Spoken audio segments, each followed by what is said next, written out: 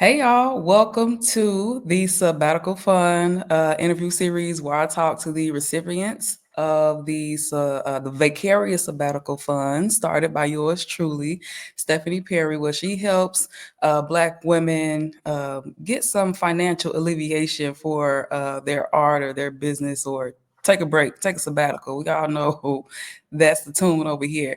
So, today, I'm going to be interviewing Myesha Francis. She is a artist based in New Orleans, out there in Louisiana.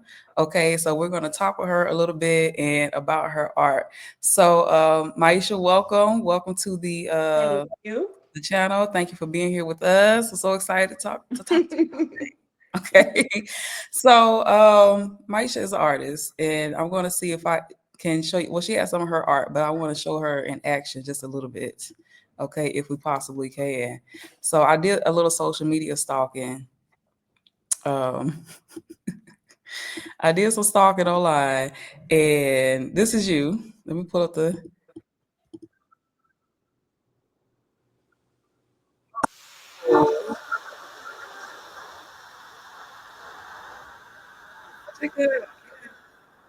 so you were painting to some jazz music, and that initially caught my attention. I was like, "Oh, I like this. I'm liking this vibe." So, before we get started into like the hefty stuff, can you tell us like a little bit about that piece that you're working on Yeah, right sure. there?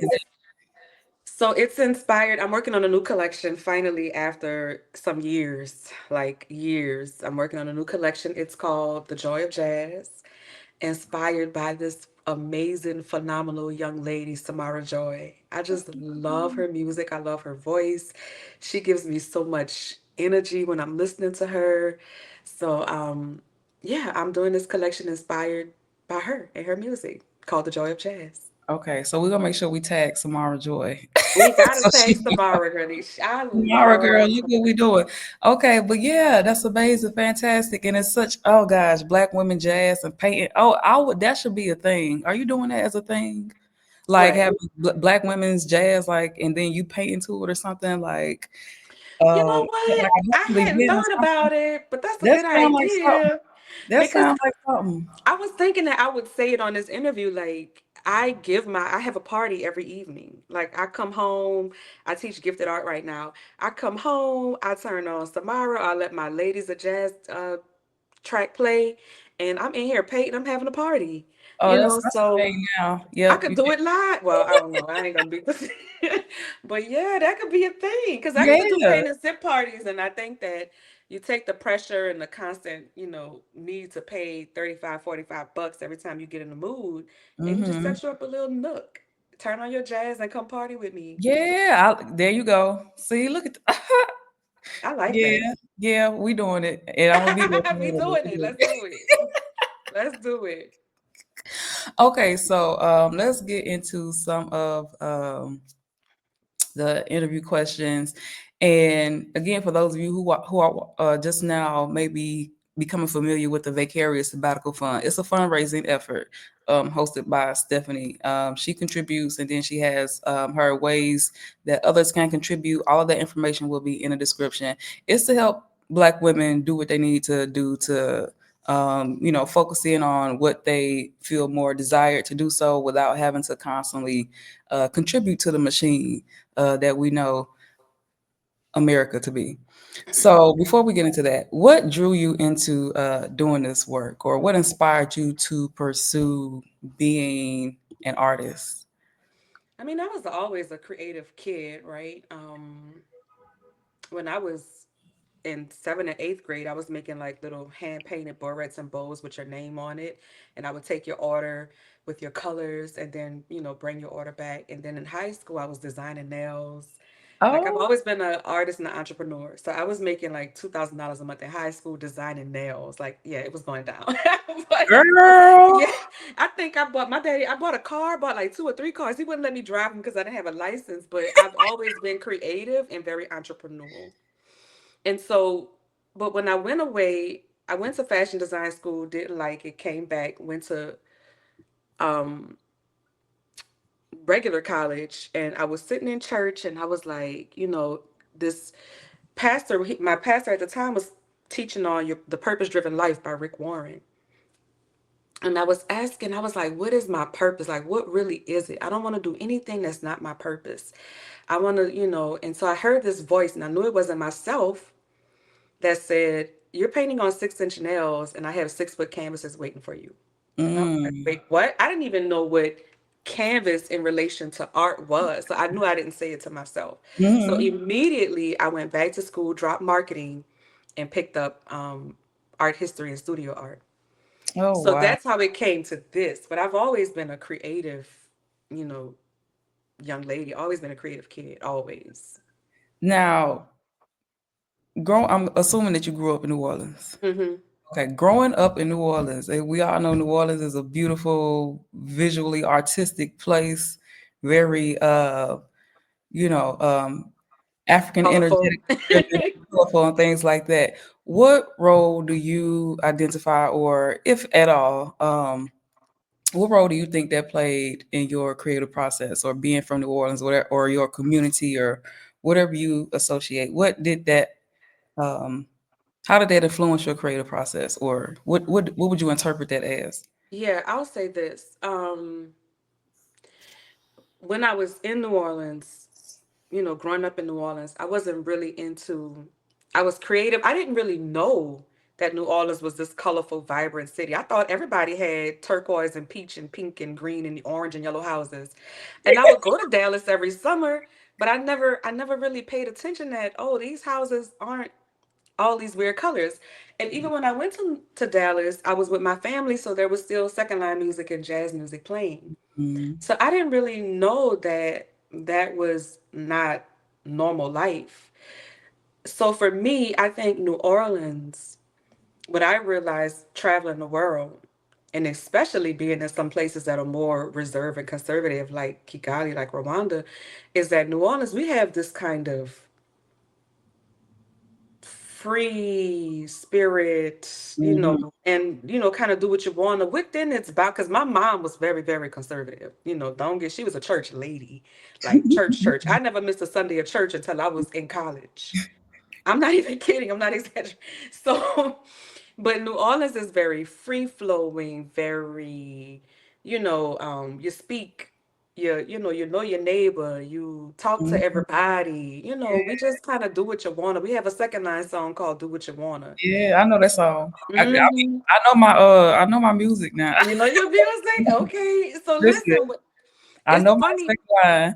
That's right. You got to come on down. It's Mardi Gras season, so we Mhm. we in the thick of it right now. But when I was in college in the painting studio, I remember when my teacher was saying, paint what you know, because I kept trying to struggle and do all this other stuff. And I just started painting these little jazz pieces. I was like, they fun. I know it.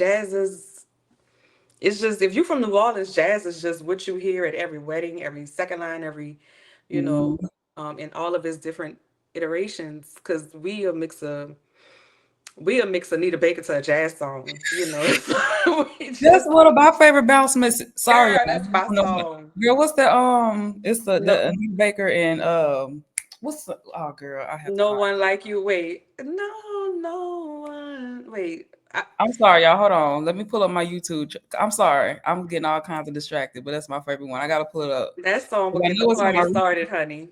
yeah, hold on. Yeah. If y'all don't know bounce music, I feel so sorry for you. Ooh, me I too. feel so I feel so, but like I said, I grew up in Mississippi. No one in the world No one in the world. that No knew. Yeah. one in the world So yeah, love me like you I grew up in do. Mississippi, and so like of course, like a lot of that stuff like was like cross referenced or like cross. 100%. Yeah. I have a So good friend in Mississippi, and it's funny how much our cultures are just pretty much the same. mm-hmm. Yeah, but we got the blues and all that other stuff, the southern stuff, all that stuff. So yeah, all of it's intertwined, anyways. But It yes, is. so being that that is kind of like the basis of which you started like finding your flow with art. Do you find yourself coming back to specific themes or messages, um, or things that constantly show up in your work? Is that like um, that musical flow of jazz and things like that, does that stay repetitive or consistent within your things, or do you like? Yeah, no, jazz for sure. I constantly come back to jazz. So I vacillate between jazz and just pure abstract. Okay. I love doing abstract. When I was younger, I hated it. I was like, what is that? But now I get it. It's about the colors, about the energy, Mhm. about the mood behind it. But jazz is repeated. And as I grow as a woman, I've just started really putting figures in my work, right? It would just be instruments and things like that. But as I grow as a woman, experiencing life and love and, what happiness and joy, what it is and what it's not, then Mhm. it's now showing up in my work in combination with abstraction. So I remember when I was younger, people would say, "Oh, you haven't developed your style or your flow yet." And I used to resent it because I'm like, yes, I have. I'm an artist, but now I know, you know, here at 45, I get that, yeah, the past 20 years have really been practiced to get me to these moments Mhm. right here. Mhm. Mhm. Yeah. Yeah. That's Because how. now I just party, I just have fun. Before it was a struggle, it was a push and a pull. Now I'm Yeah. like, look. You know, Mhm. that's how the greats do it. They say that's how the greats are made. It just starts coming naturally. Like they trying to get your methodology. It ain't none. You just Nope, cut and it off. you're just doing it. And I Yep. had a realization a couple of weeks ago. I was like, I don't have to push and pull and strangle. I am a color theory expert now. I know what Mhm. color goes next to what Mhm. color. I know I need to let this layer dry before I put this layer. And so I don't have to think about it. I don't have to be like, why it turned muddy, get depressed. None of that. I just flow and let it out and it just comes out. Now, Ah. still technical things, even though I've taught like hands and things like that, like technical things, because I haven't really painted the body as much. I'm Oh, still, honing in. Like hands are really, really hard, right? But yeah. I'm still like honing in on those skills, but like color and that, nah, like that just flows now. I That's think sweet. that answered the question. Yeah. I'm just over here like I'm trying to get closer in on the art without being like weird. This one, this is like one of my favorite pieces I'm working on right now. I've never like painted a piece and been like, oh, I don't really want to sell it. I'm always like, okay, once I paint Mhm. it, the experience is done.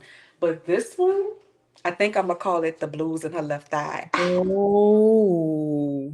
I think I Oh. kind of want this one, right? It's this man, and the lady is the cello, or the cello is the lady, and he's embracing her with this kind of tender love, Ah, right?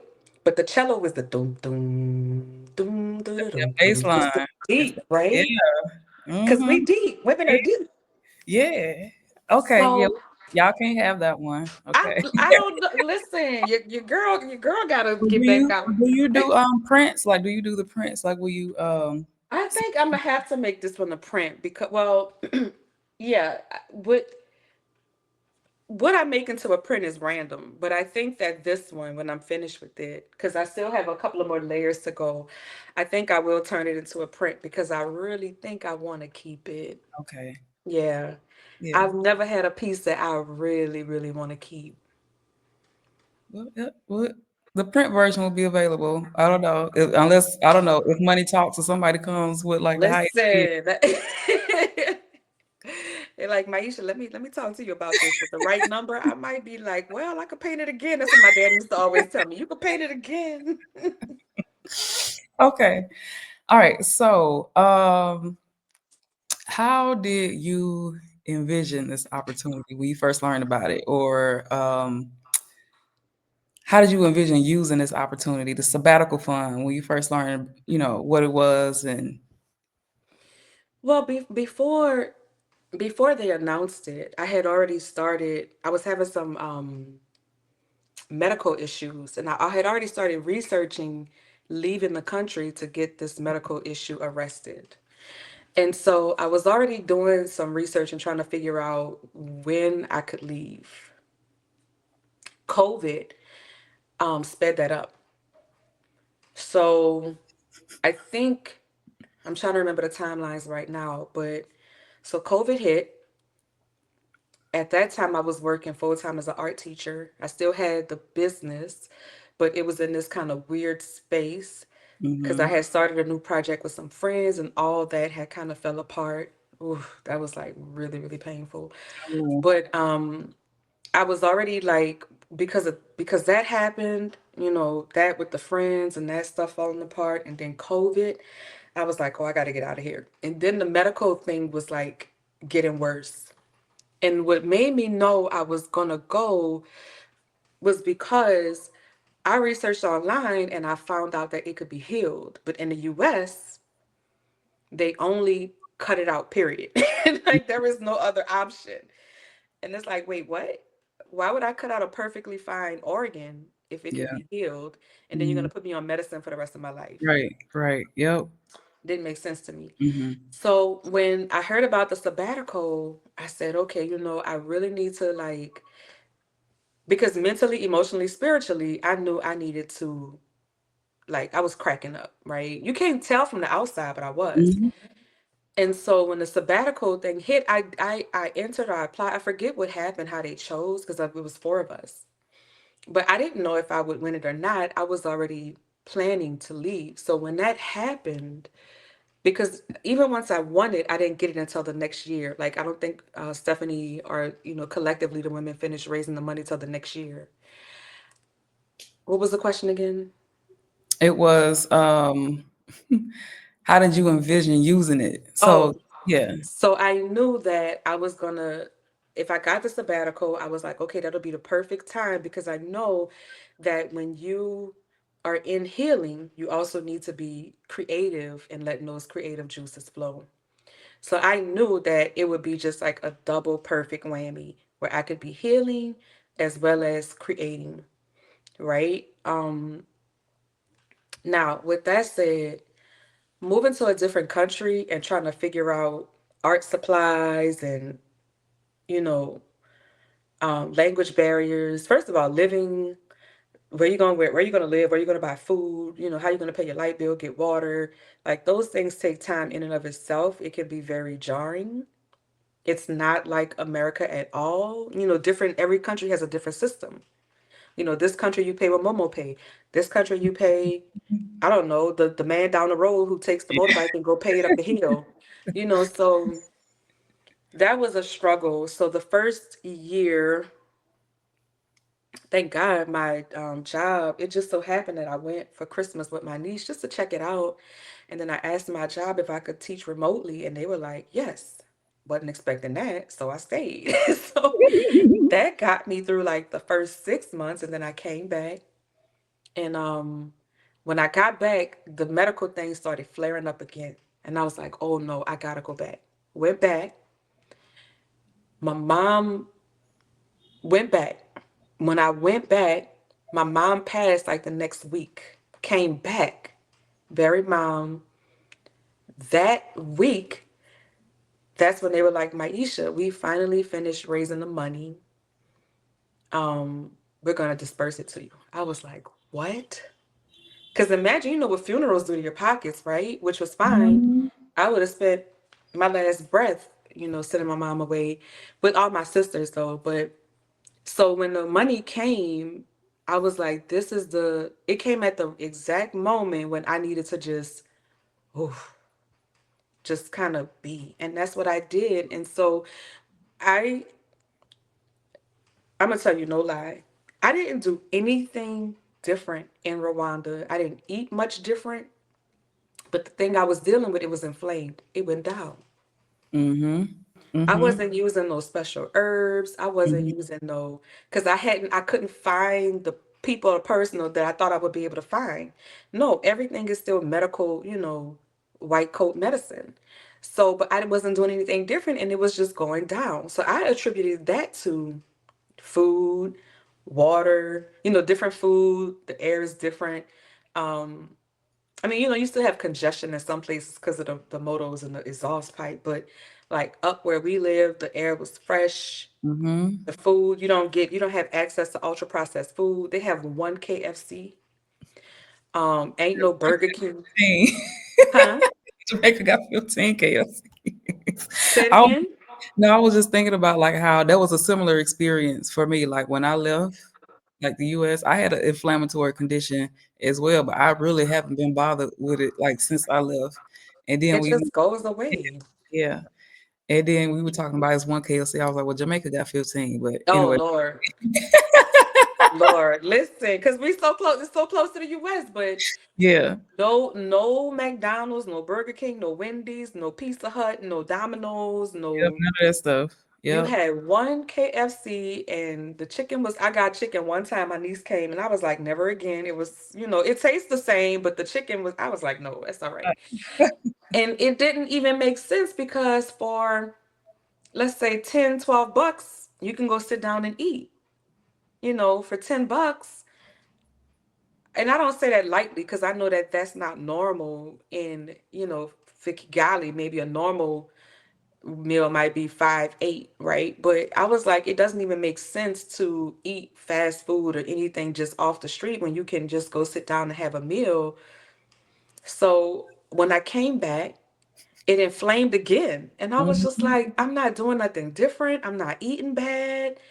I was like, I don't know. It just must be in the air. It's inflaming this. So I went back and I knew that when they were releasing the money, I said, I'm just gonna heal and create.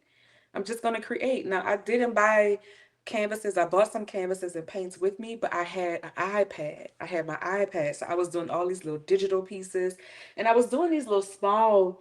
I meant to bring them over here. These little small pieces. They're actually on my Instagram page. I was doing these little small paintings and I was recording them. And that's all I was doing. I was going to the coffee shop, creating, doing little small pieces and healing. That's what I was doing. That's why I tell you, I'll be forever grateful to Exodus Summit because if into Vicarious to Stephanie, because if not for that pause, because mind you, mom had passed, I was done. I really was at the point where I was like, I don't want to be no dang on artist no more. Like, let me just be normal. Mhm.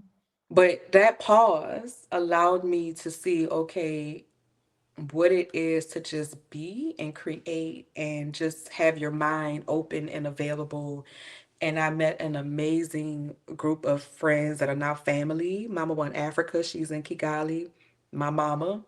Mhm. And just be loved on and get up and do Tai Chi and then go take a shower, go have coffee, bring my iPad, create, so it was a huge, huge, huge, huge blessing. It changed. I would say it changed my life as a woman. Mhm. And now here looking back, I would say it changed my perspective on being a creator because it also showed me I didn't want to be like tied to creating for money because having a gallery, having a studio, I had to create to make my money, to make my my monthly overhead, which was high. My first location was downtown. My second one was in the Marigny, the French Quarter. And then the Mhm. third one, which was when everything started falling apart, we, with some friends, we made this, that's a whole other thing, but it still was high overhead. So I realized that I don't ever want to attach high overhead to to my creative part. Right. So I do some other things to make money. I'm in the financial markets, and those are the things I do to make money. Now, I am teaching gifted art right now, which is great, but it's not like having a gallery. That's different. That's different. And if I ever have a gallery, I'm gonna need a sponsor too. Because galleries are weird. It's not no big money making endeavor, Mm. right? It's weird, even if galleries are weird, right? You have to have a serious clientele or be in a certain, market to make sure that that particular overhead is paid. So Okay. Okay. All right. So you spoke about it, so you touched on it.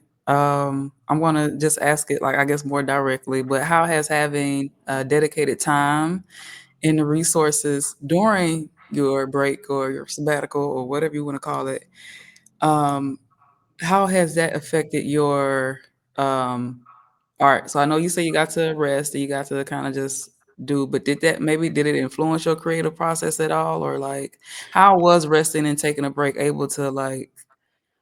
it made it okay, so I didn't know it then. I can look back on it and say this is how it affected me now. But then it allowed me to just stop having to do it for money.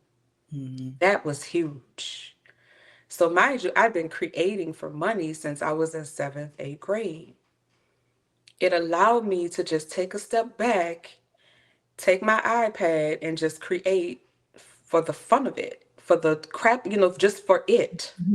Yep. And I know that might sound it might sound crazy because like people think most artists and me, I joke with other artists about this all the time. We also laugh about this is a secret. We don't tell folks. People be like, what inspired you to make this piece? Me and other artists are talking, and the dude might be like, money. Like, what you mean? What inspired me? Like, it's like this. It's the quietest kept secret amongst artists. Like, I needed to pay my rent. Like, that's what inspired me to get up and paint this.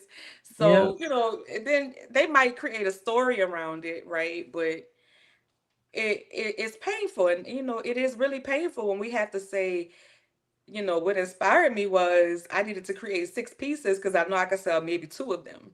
That's Mhm. painful. Whereas I can say, oh, I'm creating these. Now, I am getting ready for Jazz Fest, but if they sell, great. If they don't, great. Right? I don't have a $10,000 overhead hanging over the minimum Right. overhead hanging Right. over me and a Right. team to think about and, you know, people I don't want to let down that have poured into me, things like that. So, um, it's a new space that I was able to see because I was able to experience it. And I'm like, wow, this is the place I want to create from. This is I want to feel this peace when I'm creating, not this anxiety, not, pressure, not all the other stuff. I want to feel this. And if this could be a reality, I would have never experienced that if not for the sabbatical fund. I would have never known that I could have that certain level of just being and creating. I know it sounds weird, but it's true. No, that's what it is. That's what we were put here to create. Like we weren't supposed to be. I be seeing the memes online all the time, like how we were supposed to be like butt naked in the forest eating fruit or something like that. Okay. And in the US, we hustle, man. We hustle, we grind, we grind, we grind. Yeah. That's just our culture. That's just what we're supposed. That's where we are most free when we just are relaxing and creating, whatever that looks like. Just creating. It's true. Um, It's true. yeah. It's so funny because like I met an artist while I was in Rwanda and he was like US, US, US, US. And I'm like, okay, great. I would love for you to go and visit, but get ready to not be able to sit down and have this conversation that we have. And like, we don't do this. People don't sit in a coffee shop for 2, 3, 4 hours and just talk and look at the view. Ain't what people do. Like, and the waitress not booting you up and like you ain't Yeah. finished yet. Like It's a hard, it's a hard something because people just America is like the holy grail that they've been brainwashed with.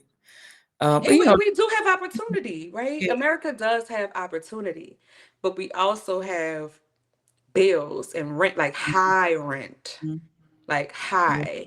Like what I could get for what I'm paying here, I could be looking at the ocean hmm, in South Africa, or in Thailand, I would be living in yeah, penthouse with all the amenities, mm. right? So Well, yeah. So, okay. Any unexpected discoveries or directions this unveiled for you, like um, anything like? yeah, Okay. I would say I just had this conversation that creatives, we have seasons and you just let go, right? So your season of not wanting to create, that's fine. Or just not doing a whole bunch of work and pumping out, that's fine. Just be in that season and flow with it. And then the season of flow, which is what I'm in now, flow with that and be in that. So that was one of the biggest realizations, and that you don't always have to be creating because your mind is always, in some ways, if you're a real artist, a creative, or whatever you do, a chemist, a mathematician, you're always thinking and seeing it and envisioning it. But sometimes your body is not there too, where you're in the doing, the doing, the doing. That's okay. That Mm-hmm. is okay. Yep. Yep. That necessary rest we don't often get to get. Yep. And then think like you almost like was like, I don't even want to do art no more. It had got to that Wow. point. It Wow. was really at that point. Yeah. and stuff will run you ragged, and you can't even just put your talents and gifts out there. And I always think about that. Like, think about how much art and just, gifts people were robbed of because they had to stay in Hustle, survival mode like all hustle. Yep. the time. I All met the a girl while I was in Rwanda, and I remember asking her what she did, what do you do, and she was like, nothing. I'm just being. I'm here, and I was like, okay. And we hung out for days. It was like NBA weekend or whatever, Africa League NBA, and we hung out. We kicking it, and I'm just looking at her like a regular person, and she just living her life. Well, a couple of weeks went by, or a couple of days went by, and some kind of way it came out that she was a doctor. And I noticed a shift in me. Like it immediately shifted me to like give her a certain level of, oh, all right, doc. And I'm like, but that's exactly what she's not wanting. She's wanting to just be. And Mhm. if somebody needs some healing services, she want to be able to give them the healing services. And I Right. was like, wow, that was really, really powerful for me. And that's why if I was really upset with myself that when I first met, I think the Muhammad's was still in Rwanda when I got there, I wish I'd never said, when people say, what are you? I wish I'd never said artist. Because now Mhm. everybody's like, oh, you're an artist. You got to meet this person and go to this guy. I didn't go to any gallery openings like the first year. I wasn't doing nothing. I didn't want to meet an artist, touch an artist. Now, the second year, I started coming out. But I was like, I don't want to go to a gallery show. I don't want to see art. I don't want to talk to art. I went to one gallery, these brothers own it, and it was really nice. And that kind of gave me that fix I needed. And then I just kind of backed up and I didn't want to talk about it. I didn't want to look at it. I didn't want to create. I hadn't gotten the sabbatical funds yet. So I was like just there trying to heal. I didn't Mhm. even want people to know I was an artist. But it came out anyway because in my conversation, I might not make a mistake, but it would just come up. Mhm. But I really wanted to detach from it. And How many years were you there? how long? Yeah. So in total 2 years, but I came home for like 3 months and I took my job back, but I started getting inflamed again and I was like, nah, I gotta go. I gotta go. I gotta go. And that was before I even knew that the money was gonna be released. I was just taking my 401k, whatever I had saved, and I was like, I gotta go because I was getting sick again. Yep. I was like, if I lose this organ, then what? Now I'm trapped to the medicine and the money and paying for it, and when I don't have to lose this organ. Mhm. So I was like, it's going to be the Oregon because I was convicted about leaving in the middle of the school year. So I was like, it's going to be the Oregon or the kids. And I was like, no brainer. We're going to save my. And I really loved, at the time, I really loved my little group of kids I had. Except this one little kid. Oh my gosh, this kid. But I really loved, what I was doing, but I just couldn't. And I know my principal, I know they were disappointed because I had asked them if I could teach remotely, and I think that they thought maybe I was trying to, get over on the system again, but I wasn't. I was like, look, I'm really having this issue, and I know it can get better if I just go back. And it did. When I got back 2, 3 months later, it was not inflamed anymore. I don't get it. It's just I think it's something in the air because when I do go back over there, I just feel even when that plane start touches in the American atmosphere, I was like, oh God. You feel it. I was just listening to the dude. He was on an interview with the Diary of a CEO, and this man was talking about how every time he comes to the US, he gains 5 to 10 pounds. And then when he goes back to France, he loses the 5 to 10 pounds. It's just the stress. It's the stress of being over here. It's like you just feel it in the air, like the stress and the depression and the misery. Well, they said that 75% of our food is ultra processed now. Yeah, And I'm yeah. like, huh? Like how? So I cook every day. I do Mhm, buy junk food still. I buy potato chips and I have about I say I eat about a good 30% of ultra processed food, but 70% is food I cook. mhm. I cook every I day. don't know what. It's just something. It's literally something in the air. It 'Cause gotta be. I was telling my mom before she passed. over there.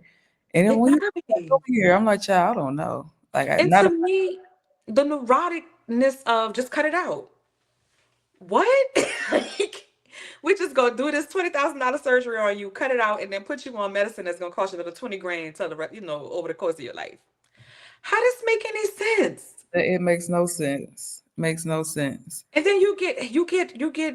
I think I said this on Rashida's interview. I had the best um gynecologist appointment in Rwanda.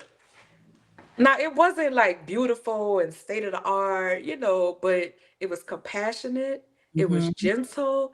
Yep. He talked to me. He took his time, and I was like, "This is how going to the doctor should feel." It wasn't anxiety, uptight. They just shoving that thing up in you. It wasn't like that at all. And so I'm like, why? How can we have all of these resources and infrastructure and no compassion and I don't know. It's things that we just don't even know that we're missing. We're not even noticing it. And it's for a We lot don't. of us, we can't have that awareness until we are like removed from the situation. And then you can see like what's going on. But again, a lot of us just don't know that that could possibly be a solution.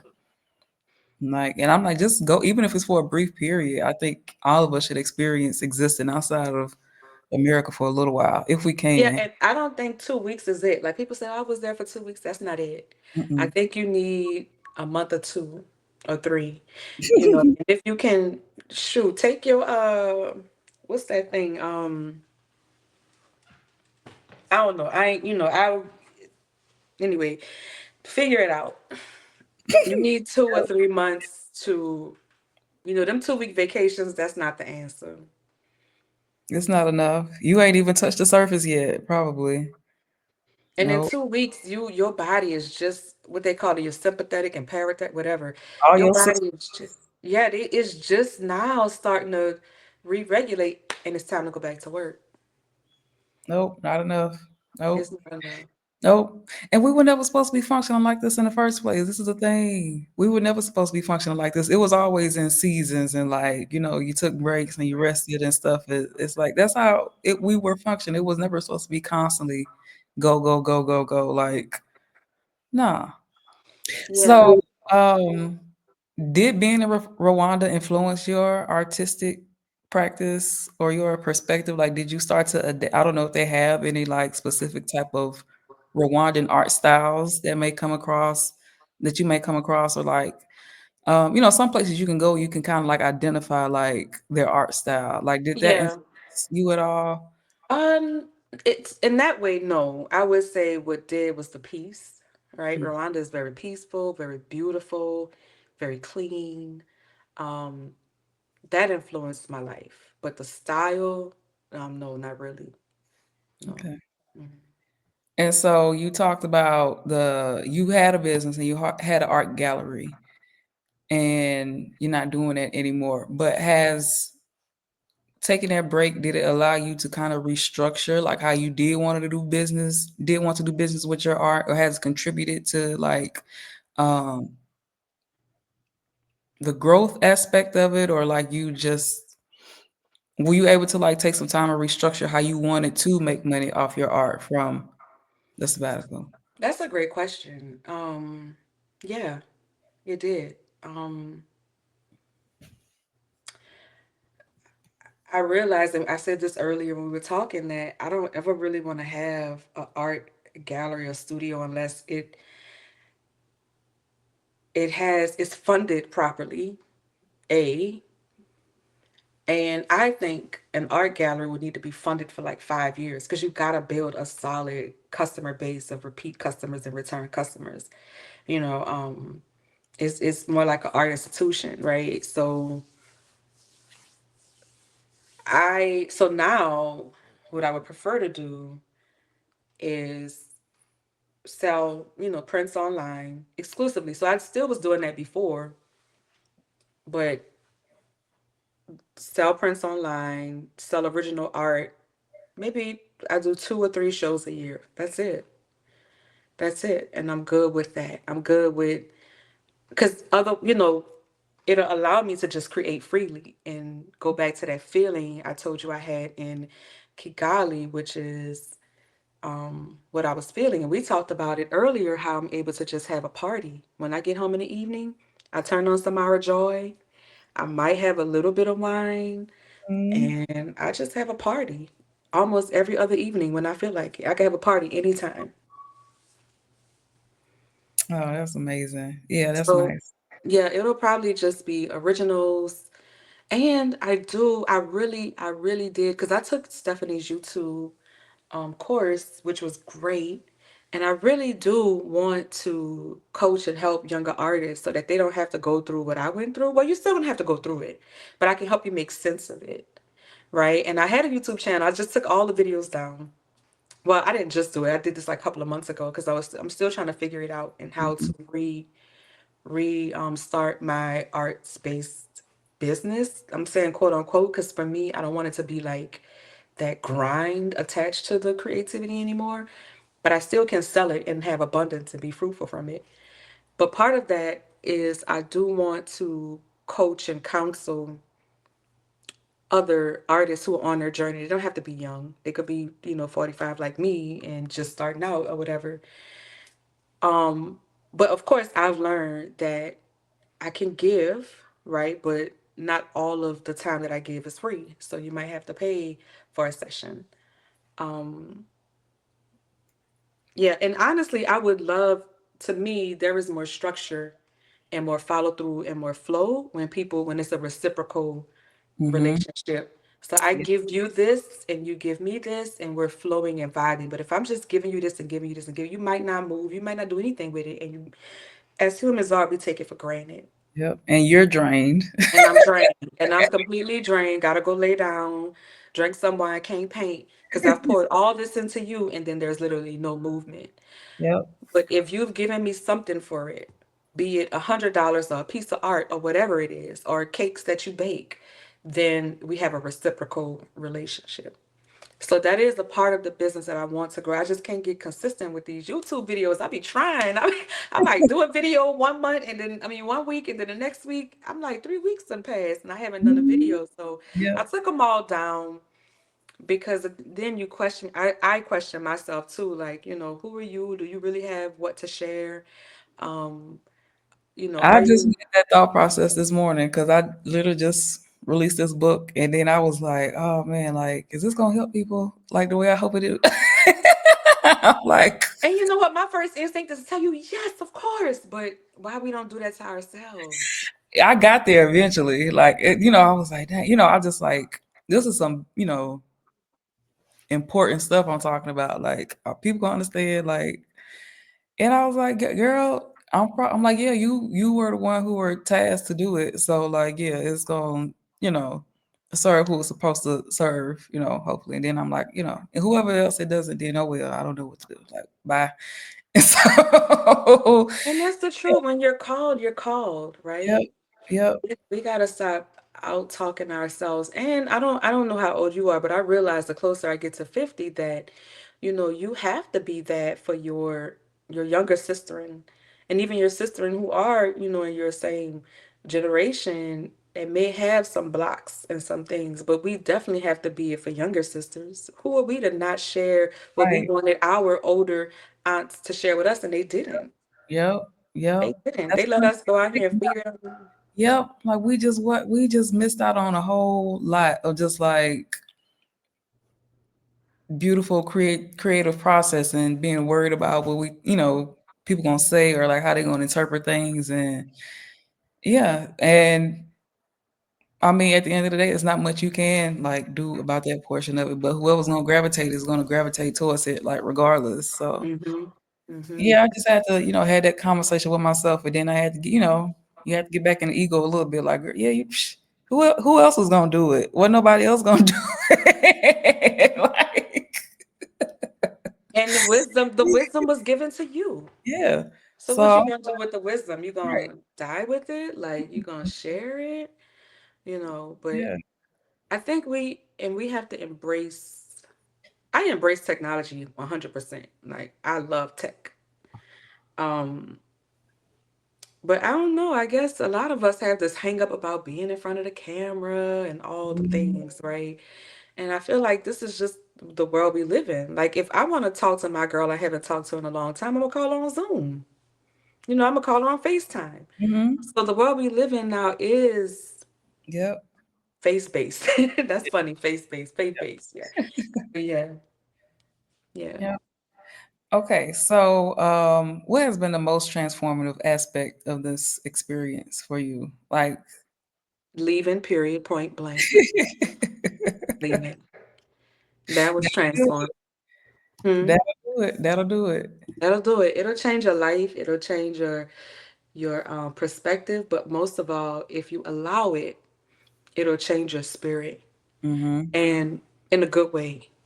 And so I said this on a video I did with Rashida, like we as American women, we have to remember too that when we're going into these countries, we are going into their cultures and communities. A lot of the stuff that we have to let it go.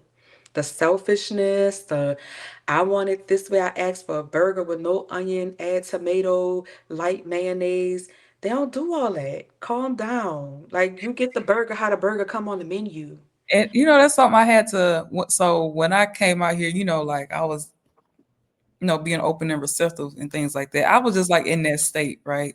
But then I would meet somebody else. You try and like bring them in and try and help them out, and then you realize they still really heavily like inundated with that American like ideology. And I'm like, not only was I trying to get away from America, I was trying to get away from that energy because you bringing that same like stuff, and I was Energy. Yep. like, Yep, oh, they come visit you. And I yeah. had a friend, she came and she kept saying she's vegan. And I love her. I love this my girl. But she was like, every restaurant she went, she'd be like, listen, I no dairy, no dairy. And they'd be like, what? No what? And I'm like, they don't like you getting frustrated with them, but they don't say dairy. If you don't want no milk and cheese, then just say no milk and cheese. And know that that whole thing of I don't want this on it, that on it. That's a us thing. Rwandans You don't can't come in do a it like restaurant, yeah, and order the spaghetti on the menu, but say don't put no onion and bell peppers in it. You get it how it comes. So that's a us thing, and we get frustrated with them like they don't understand. No, you're being an American, and Yeah. you're saying you want this Rwandan experience, and or Rwandan women talk very soft like this, right? You Mhm. can hardly hear. You have to say, "Hi, excuse me," right? But we'll come over there. We like, just having fun, just being who we are, but not, but not respecting the culture and the vibe. And I remember Mhm. Mama one telling me, she was like, "We need to have an orientation when people come here Mhm. because they just don't know and they thinking, oh, I'm just being me. I'm being free. I'm being no. You are being like rude, disrespectful. Like that is not the vibe. Like they don't want to hear your conversation a table over. In the US, we talk, we go talk, right? It's not, it is not appropriate. Yeah. And it's Yeah. very Uh rude. I made a video like a while ago, and it was like, "Don't move abroad with colonizer tendencies." Not the way that we Colonized naturally act and behave is colonial, but the way we go into other people's spaces and like, faces and want them to adjust. yeah, Like, how you want them to adjust to how you behaving? like you had the opportunity to experience a different culture and a different way of existing. Like, yo, that's magnificent within itself. Like, leave that American, save it for when you go back over there. But Like, the truth is, we don't know, yeah. right? Like, I know I was doing some American stuff that I didn't even realize was American till like a year later. Mhm. I would be doing stuff like, bring the water all the way up, or bring the water all the way to the door. That's Oh. American. Like your gate guy, he gonna leave it there. Your gate guy can do that. You know, like, and I'm demanding, like, listen, this is what I need you to do. Da, da, da, da, da, da, da, da. Or you working with somebody like it's by this due date. Da, da, da. A due date, girl. You say Friday. You just The due date when it get there. right. Or you like the plumber said he gonna be there at 2. So at 1:45, you looking out the window. The man don't show up till 3. You hot, you ticked off, you gone. Girl, that is normal. Calm down, because they looking at you like, what? I'm here. They looking at you. What is wrong with you? They have no idea that in your mind you should have been there by 1:45, but Mm-mm. they're here at 3 o'clock. They're like, they doing good. They did you Yeah, a there they favor. are. I could Shoot. have came tomorrow and not even Mhm. called. they looking, they looking looking at you like, calm down. They'll be like, calm down. Calm, don't tell me to calm down. No, calm down. It's okay. It's okay. You don't have to argue. Or like they say the price is 10, but you know it's 3. They're like 10. You're like, no, it is not 10. It is that you're like, calm down. Just say you want to pay 5. They're like, calm. You're like, oh, them girls be ready. We going on like you trying to beat me out of my money. It's not 10. They like in their mind, they like, I know it's not 10. I'm just trying to see where you were gonna land. Like, calm Mhm. down. So now if I go to Kigali and somebody say, because I'm American clearly, they'll be like 10. I'm like, no, 3. Calmly. They're like, no, no, no, no, no, madam, 5, 5. I'm like, okay, I'll do 4. So, when I first got there, I was like, what you mean 10? Like, you trying to play me?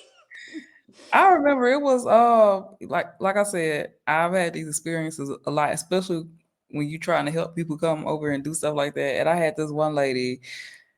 So a chartered taxi, like to my place to take us where we were going, was like 1,000 Jamaican dollars. That's like $6, 6, 7 US dollars. Man, she had a fit. I'm like, girl, the man that came and picked it wasn't like a route taxi. We just walking down the road and like wait. They came to pick us up, took us to the place. What is the problem? Like, ain't that a lot more cheaper than Uber, wherever you at, and stuff like that? Like, why, yo? Because they under the impression that everybody's like trying to Trying to steal play or them, to get them right? their money. I'm like, girl, I'm not gonna be fighting with this man about $5. Like, give him $5, right? Right. And that knowing when to like just relax. like chill. Oh, I would say this. The biggest thing I learned was patience. Mm-hmm. Mm-hmm. Patience. I went somewhere and I'm like, uh, there was nobody in line, nobody waiting. And I'm like, where is the lady? Da, da, da. She's down at the counter. I'm like, what's going on? I gotta go. I had the taxi waiting for me. And I was like, I can go. And she was like, you can wait. I looked around. You ain't finna come up here with all that. I saw so nobody was in the line because everybody realized that she weren't there, so they was sitting down just patiently waiting. And I looked around, and I said, I guess I could wait. And I sat there and I waited. And I just patiently sat there and wait. I mean, and I waited. It was like no kidding. It was like an hour. And I after that day, I realized that what's the rush? I didn't really have no rush. I went and told the taxi guy, I said, hey, listen, you know, um, there's something. He was like, okay, yeah, no problem. He was like, I'll wait.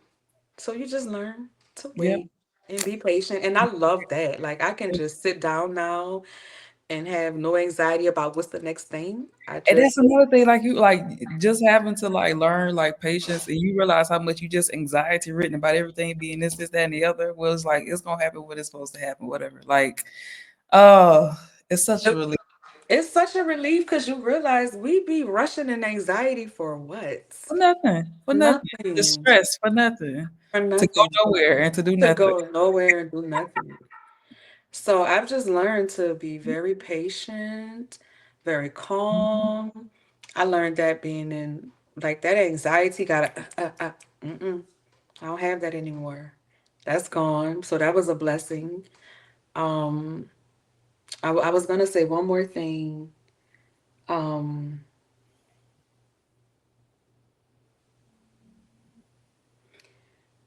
yeah, I forgot what it was, but it was something along the lines of everything doesn't have to be your way. In America, everything has to be the way I paid for it. It Hmm. doesn't have to be your way. And you know what also made me realize, it made me release like the importance of like money. Like we pay for something that mean like I release that concept of money and money having that type of power, because it don't mean nothing really. Just because you paid something for it, and then you had this entitlement, and it's probably something that you didn't pay much for, that you had the most entitlement about. And I just like this when I would have like, again, that's when I like what I had the experience with the lady in the $5. I'm like, girl, it's like like what, so what? Like, why do you have you know? this anguish and this anxiety and this, I pay for this, like, We do too much. so so And if that he's also beating spoke to you, like it spoke to the power like that money has over us, right? Like, mhm, and yeah, no, it's really not all that. It's just something. It's just a means of exchange. It's not for you to like lose your mind over. Lose your mind. Or you be damning people to hell because you feel like they played you over. Okay, do you know I had to get to this point where it was like, I'm watching you tell me $10 and I know that Rwandan just paid for. Mm-hmm. But I also know that for the entire month, you're gonna make about 400. So all right, you got me. Cool.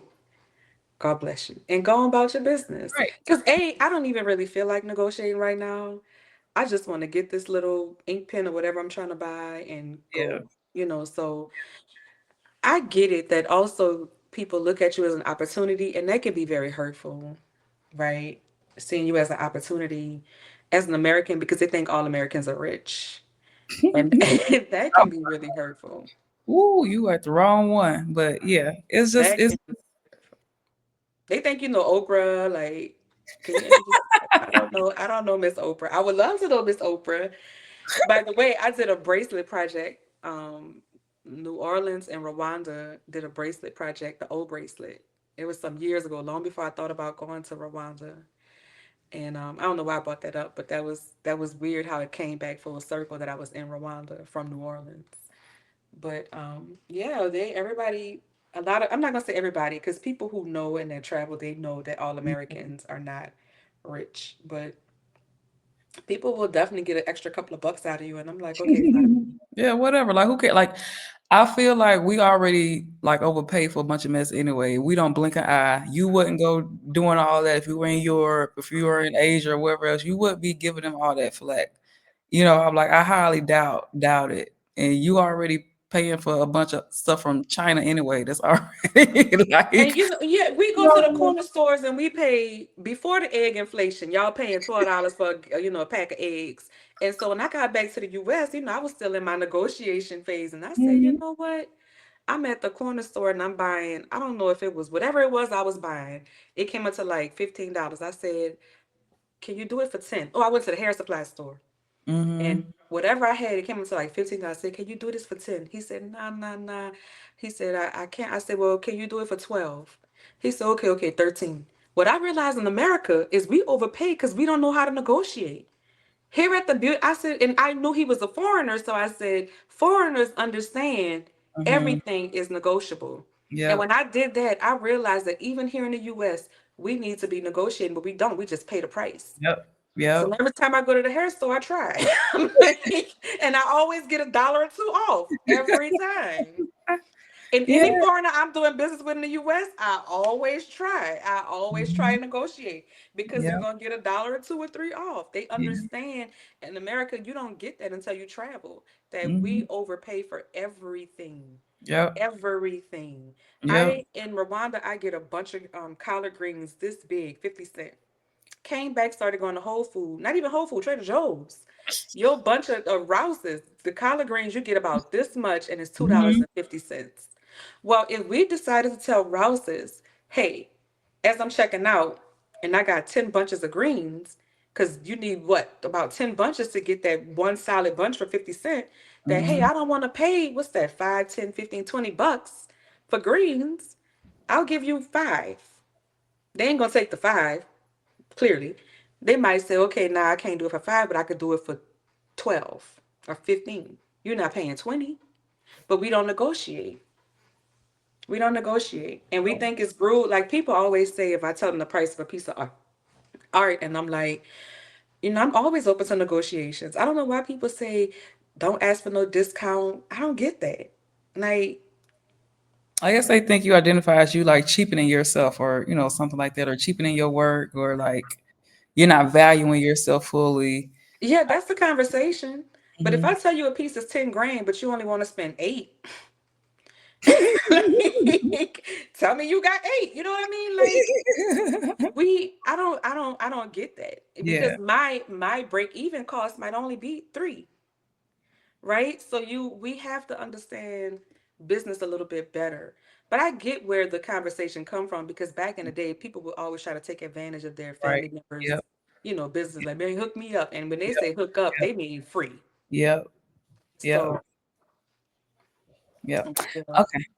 So, let's see. How did this influence? How do you think this will influence your work and career in the long term?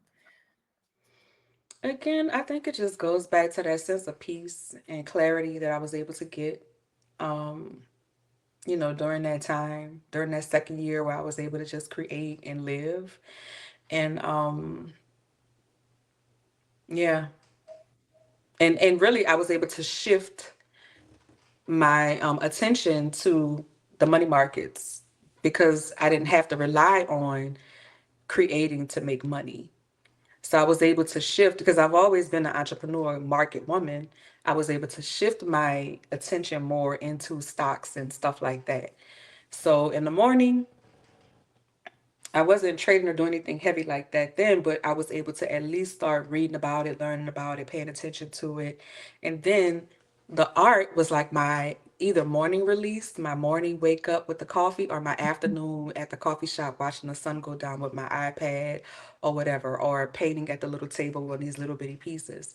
So in the long term, it just helps me to remember and to know that the goal is peace and happiness and joy, right? Joy comes in these little spurts, but you can always, if you can find your peace, you can find your joy.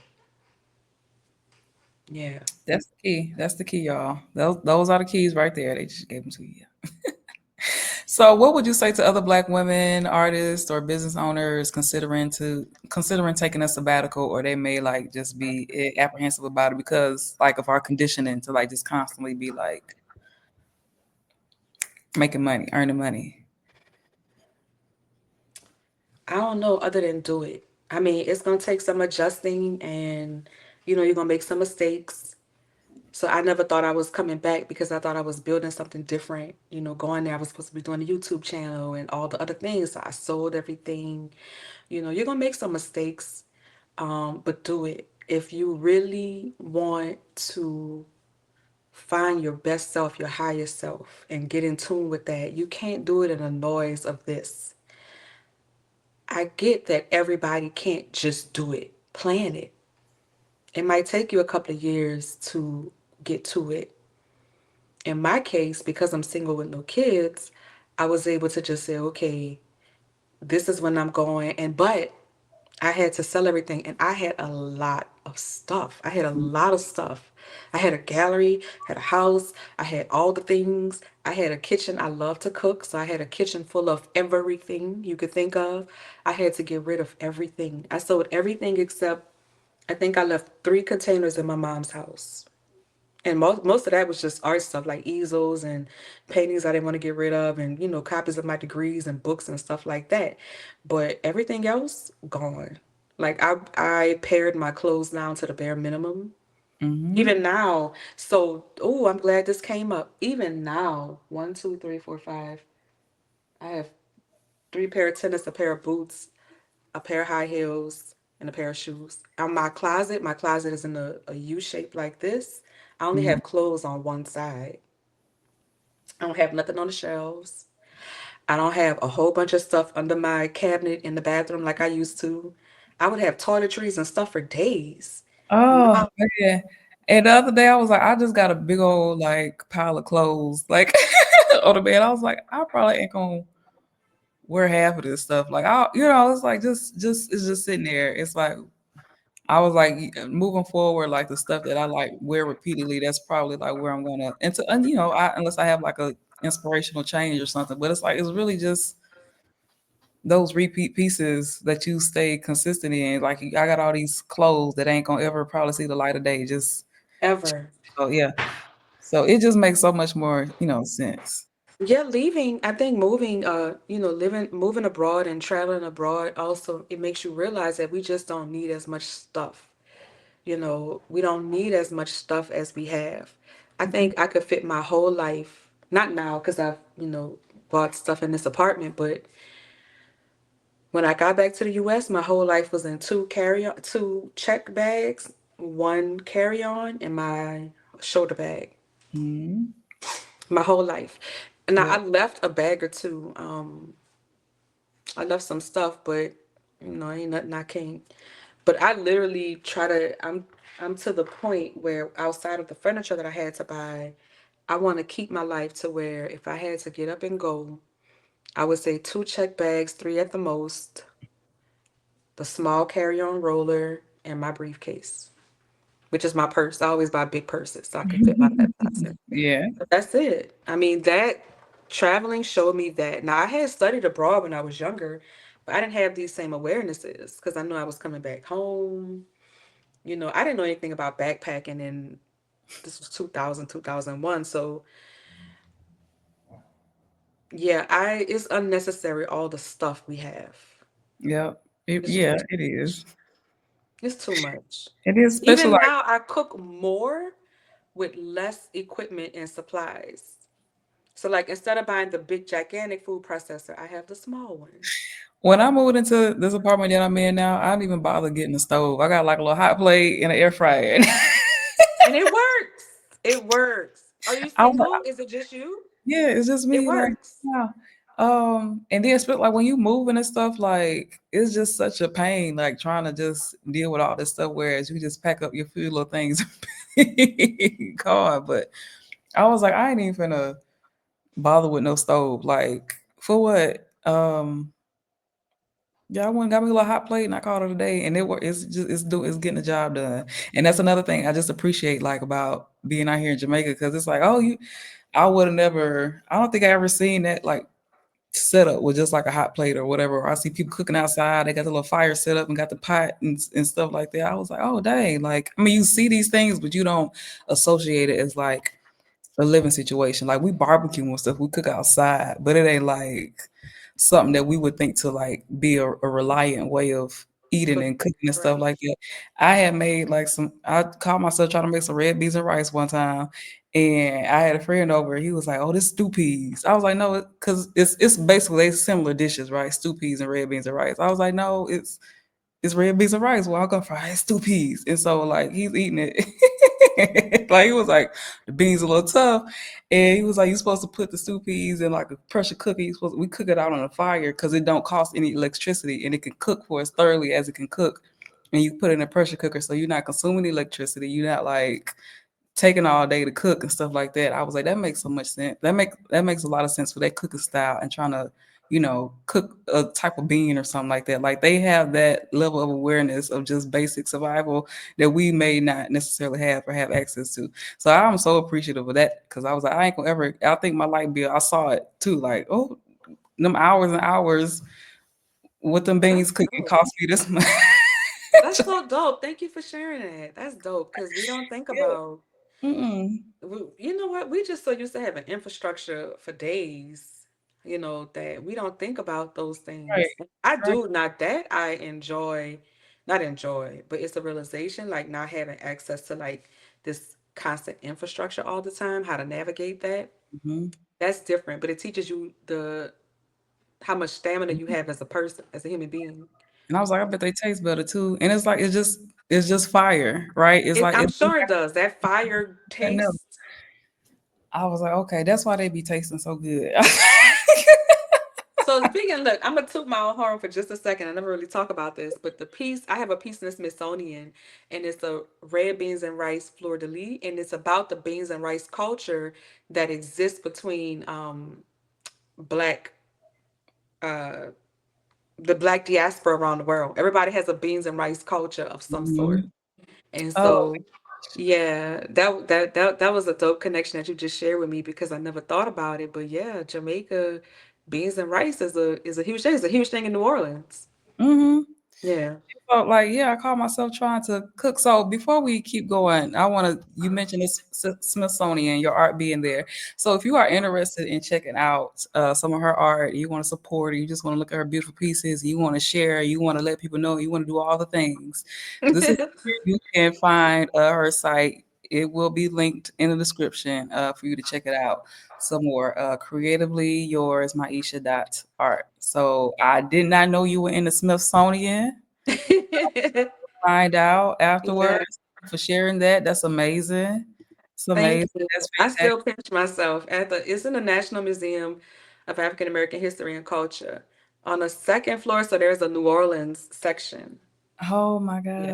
gosh. It's like a little small New Orleans section with Dookie Chase, Aaliyah Chase, Mr. Okra, and then my piece is on like next to the Leah Chase coat and gumbo pot. Oh man.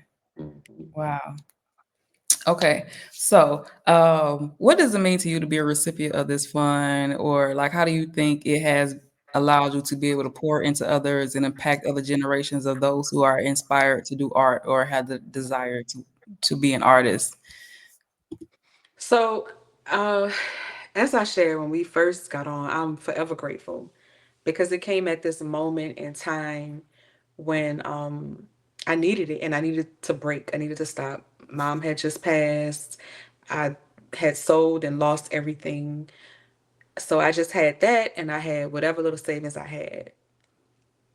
And I didn't know what was next. I didn't know if I wanted to be an artist, how to be an artist anymore, how to who I was, right? I mean, I knew who I was, but I was like so toe up mentally and spiritually and emotionally that the artist, the fund came at a time when it helped me to recalibrate all of that and be in this season of just creating to heal, creating to, have find my happy or be in my happy. And now, as I said, looking back, it helped me to get to this new work where I found my real voice, where I Mm, found my real flow. And for me, even with creating these pieces, I'm like, just create what's going to be joyful and happy to you. And when people look at it, they're either going to smile or they're going to feel like, ooh, or something. Right. So even this piece right here, as I was painting it, I'm like, what would make what would make it joyful? So it was just, I'm gonna try to pick it up. It was just a saxophone. And then I added the image of this girl just to kind of represent Samara Joy in her joy when she's singing, right? That's the one I'm working on, the clip you played. But so for me now, and I can't remember, I told you I didn't really put figures in my work. It's just about creating that joy, that space, that time, that moment, that boop with the colors that I really truly love. So this is a head wrap. It's on the wall over there. I wish I could show it to you. But this is a head wrap that I wear all the time. And these are the colors. So everything in the paintings were inspired by these colors. I want to try to show you the head wrap on the wall. I leave it on the wall to just constantly keep me inspired. It's basically the wrap of this headband. That's the mm. head wrap. I mean, that's the body wrap or the head wrap. You can put it on your body or your head, and this is the headband like the one I have on. So it inspired the colors in the entire collection. Oh wow. So for future generations, like I just hope my work when I'm gone and it's still here, that wherever they are, dispersed wherever they are, when people see them, they feel those moments of joy, or love, or romance, or peace, or whatever. But that's what I hope comes out of all of this, and the catalyst being those moments when I was able to just be and create. Okay. So I want to thank you so much for taking the time and come and talk with me today and share your beautiful experience. And I know this is going to inspire so many women. So make sure y'all do not hog this information, this video to yourself. Share it across wherever you can share it at, because this is such a wonderful and inspiring story and situation. I'm so inspired, and it's just look at all that beautiful art and look at all that you were able to do and create by being able to rest and just, function in the way that worked with you instead of like going against what, your natural flow was. Going with the flow and what that allowed you to do and to create. And we know like artists and stuff get a bad rap and people like, oh, you need to go get a real job. You need to go get a real career and things like that. Or like a lot of people just don't take it as something seriously, but we don't know how important artistry is.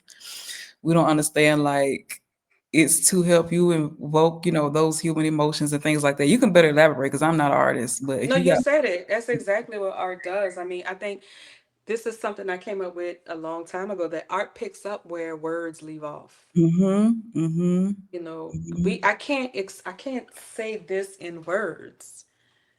But when you fall in love or when you have a passion for something, be it your music or your cello or whatever it is, the visual of it is where the words leave off. It picks up there. Oh man, amazing. Okay, so I don't know if you have anything else you want to share with the community. I'm gonna be looking out for the painting parties with the jazz. Oh yeah, I don't think we mentioned it on here. We said it before we went live. No, we didn't talk about it on here. But yeah, y'all, we gonna do some like jazz paint parties where you in your own little space. You know, we all painting together to jazz, and we gonna make it a moment. I'm gonna show Yeah, you how to have a party with yourself every day if you yeah. want. So go check out our platform and get on whatever means you can follow and subscribe, so you can be in notice when those things pop off and start happening. But I think, yeah, I would love that. It's like a little live artist party and just painting and all this stuff with the jazz music. Look at all that culture you getting right there. You probably ain't getting right. Look at all that culture right there that you probably ain't getting right now. Like, so yeah, take that opportunity upon yourself and partake. So thank you so much. Thank you Um, for having me. Thank you guys for supporting the Vicarious Sabbatical Fund. If you are interested in contributing so more things like this can happen, that information will be linked below. You can um, there's a bunch of ways you can support. I know there's like the Substack newsletter that Stephanie has started putting out, and she just has ways that you can donate directly, right? So there are ways to do so, and if there's any way again that you can contribute to Myesha directly, if you want to support or shop or whatever you want, you can do that as well. So thank you for being a Mhm. part of this community. Thank you for watching. Thank you for staying and sticking around with us. And I will see you on the next episode of our sabbatical fund or whoever we decide to interview for this particular series where we highlight the women who've done the things and have produced, the whatever it is to come out of it. So thank you. And I will see y'all next time.